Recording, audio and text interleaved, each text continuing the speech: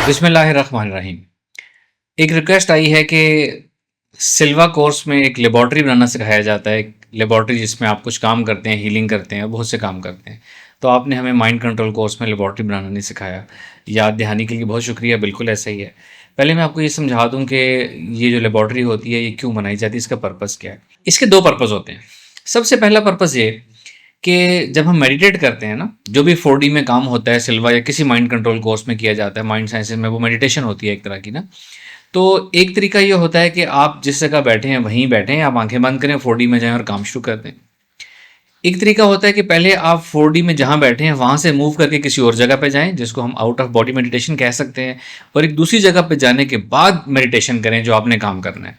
इससे क्या होता है, ये एक लेयर ऐड हो जाती है 4D में, यानी कि आपके मेडिटेशन आपकी ज़्यादा प्योर हो जाती है। जब आप अपनी बॉडी के अंदर रह के इसी तरह को मेडिटेशन करते हैं तो उसमें बिगनर्स के लिए ये शायबा होता है कि उनका अल्फा स्टेट प्योर नहीं है, उनको अपनी बॉडी के अंदर वाला भी एहसास आता रहता है, तो वो प्योर 4D में जा नहीं पाते या फोकस उनका ब्रेक होता रहता है। तो जब आप आउट ऑफ बॉडी करके एक दूसरी जगह चले गए और वहाँ बैठ के आप मेडिटेशन में कुछ काम कर रहे हैं, वहाँ प्रेजेंट होके, तो एक तरह से ये डिसोसिएशन हो जाती है फ्रॉम दी बॉडी और आपकी मेडिटेशन प्योर हो जाती है। तो pure meditation, pure alpha state, pure spiritual world के लिए ये काम करवाया जाता है। सूफीज़्म स्पिरिचुअलिटी में तो बहुत ज़्यादा ये आउट ऑफ बॉडी मेडिटेशन होती है, सारी स्पिरिचुअलिटी बेस इस पे होती है। इसका दूसरा फ़ायदा ये होता है कि जब आपने एक जगह अपनी स्पेसिफाई कर दी, कोई रूम कोई अपना डिज़ाइन कर लिया आपने, एनीथिंग, और वहीं बैठ के आप हमेशा कोई काम करते हैं, तो यूँ समझें कि उस जगह में एक बरकत आना शुरू हो जाती है। वो जगह एक 4D में रजिस्टर होना शुरू हो जाती है कि ये रजिस्टर्ड जगह है। वो तमाम लोग जो 4D में जा सकते हैं, देख सकते हैं, वो उस जगह को देख सकते हैं। 4D में कोई भी अपनी क्रिएशन कर सकता है, तो वो जगह एक रजिस्टर हो जाती है, उसमें बरकत हो जाती है कि स्पेसिफिक ऑफिस स्पेसिफिक इस काम के लिए। ये 2 पर्पज़ होते हैं। स्पिरिचुअलिटी में ये प्रैक्टिस आम है कि जितने भी बुजुर्ग होते हैं जो आउट ऑफ बॉडी मेडिटेशन जानते हैं, जिनका नफ्स जिस्म से निकल कर परवाज करना जानता है, 4D रूहानी दुनिया में जानना जानता है, वो उन तमाम लोगों ने क्या किया होता है, अपनी इसी तरह की, इसको तो सिल्वा में तो लेबॉर्ट्री सिखाई जाती है ना, उसमें उन्होंने अपनी अपनी एक स्पिरिचुअल एक आईडी बनाई होती है। यूँ समझे कि स्पिरिचुअल एक दुनिया बनाई होती है। उन्होंने अपना घर बनाया होता है, एक महल बनाया होता है, एक किला बनाया हुआ होता है। मुख्तलिफ लोगों ने मुख्तलिफ किस्म का अपना डिज़ाइन किया हुआ होता है। मिसाल के तौर पर वो लोग जो साहिब मराकबा है, मराकबा जानते हैं, बुजुर्गान से मुलाकात करते हैं, वो मेरी इस बात को समझ पाएंगे। किसी जगह आप मराकबा करके किसी के पास जाते हैं तो उनका ऐसा होता है जैसे कोई मदरसा है, वो तालीम दे रहे हैं। किसी बुजुर्ग का ऐसा होता है कि उन्होंने ना कुछ जलाली होते हैं, उन्होंने एक किला बनाया होता है जिसके बाहर जलाली किस्म के गार्ड दरबान खड़े होते हैं। आप पहले उनका सिक्योरिटी टेस्ट पास करेंगे, फिर आप जाएंगे। किसी ने कहीं आसमानों में बनाया होता है, किसी ने पहाड़ की गारों में कुछ बनाया हुआ होता है। तो ये चीज़ आम है। इसी के साथ वो लोग जो मेडिटेशन जानते हैं, 4D में जाना जानते हैं, 2 आपको छोटे छोटे टास्क इसी से रिलेटेड दे देता हूँ, फिर आगे इसका प्रोसीजर समझाता हूँ कि बनाया कैसे जाता है। टास्क ये है कि वो लोग जो 4D के एक्सपर्ट हैं, जो स्पिरिचुअलिटी मेडिटेशन के एक्सपर्ट हैं, आप लोगों ने मुझे 2 चीज़ें देखकर बतानी हैं। यूट्यूब के कमेंट्स में बताइएगा हमें। एक ये टास्क ये है कि जिस तरह मैंने बताया, मुख्तलिफ लोगों के मुख्तलिफ फोर्ट से उनकी स्पिरिचुअल आईडी होती है। आप सब ने मुझे बताना है कि हज़रत ख़िज़र अलैहिस्सलाम को आप अगर 4D में जाके स्पिरिचुअली उनकी जगह को देखना चाहें कि उनका सेटअप कैसा है, तो वो आपने मुझे बताना है कि वो कैसा है, कहाँ है, किस जगह पे, किस तरह का है। एक तो ये आप लोगों ने करके बताना है मुझे। एक दफ़ा नहीं, काफ़ी दफ़ा प्रैक्टिस कीजिएगा, प्योर होता जाएगा। कलाम पाक सूरह कौसर की ट्यूनमेंट आप सबको दे रहा हूँ, इसको यूज़ करके आप ये काम कीजिएगा।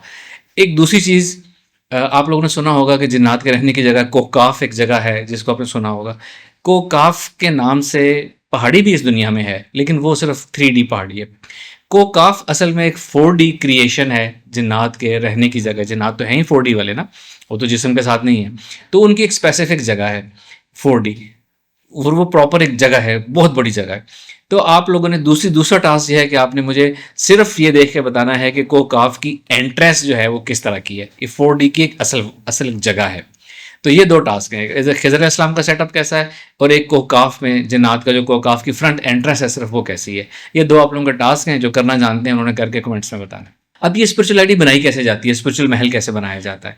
सबसे पहले आप सोच लेंगे आपका डिज़ाइन कैसा होगा, किस जगह पे होगा, ज़मीन पे होगा, हवा में होगा, कहाँ होगा, अंडरग्राउंड होगा, पहाड़ों में होगा, गारों में होगा। तो खुद आपने सोचना है, प्लान करना है, फिर उसको अपना डिज़ाइन करना है। जैसे कोई भी घर का डिज़ाइन होता है, वैसा ही आपने अपने तख़य्युल में डिज़ाइन करना है कि आप उसमें लेट से एक हीलिंग रूम बनाना चाहते हैं, एक मेडिटेशन रूम बनाना चाहते हैं। बाहर की लुक कैसी हो, बाहर कोई सिक्योरिटी सिस्टम लगा हुआ होगा, बाहर कोई एंटीवायरस लगा हुआ होगा, एनीथिंग, जितने अंदर सेट बनाना चाहते हैं, आप अंदर कुछ सीनरीज लगाना चाहते हैं, कोई डेकोरेशन करना चाहते हैं, it's all up to you.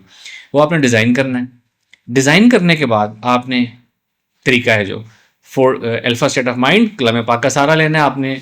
4D में मेडिटेशन करनी है आपने। 4D में जाके किसी भी जगह जाके आपने अपनी तसव्वुर से, अपनी इमेजिनेशन से, अपनी पावर ऑफ इंटेंशन से उसको डिज़ाइन यानी कि उसको क्रिएट करना शुरू कर देना है। जैसे तसव्वुर में हम कोई चीज़ बनाते हैं, उसको आपने क्रिएट करना शुरू कर देना, वो सारा कुछ जो आपने बनाया है।